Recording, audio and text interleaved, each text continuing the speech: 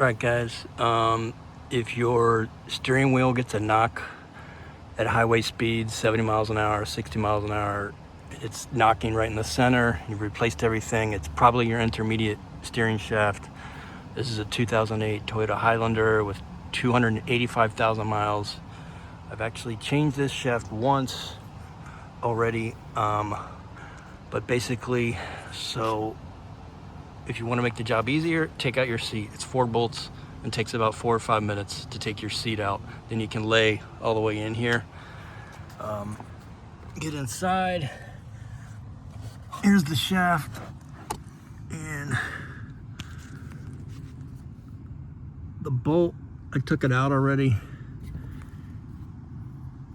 Here's the bolt, but you can see where it comes out of the hole right there. You have to completely remove the bolt to get that out. Then take out your sleeve bolt for the rubber boot, which is here. Take off your tire. There's the other bolt we're gonna take off. Factory is 12 millimeter. If you have an aftermarket like mine, it's usually 13 millimeter. So take that off. Stick a crowbar underneath here.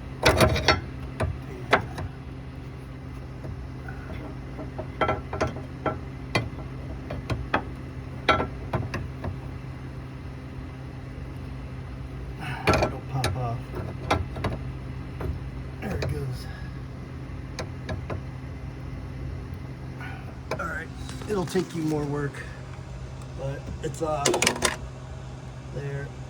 Use a crowbar, use a screwdriver to split the groove, and a hammer and a long piece of metal to pull it off. Now, we should just be able to pull it out. I got grease all over this thing.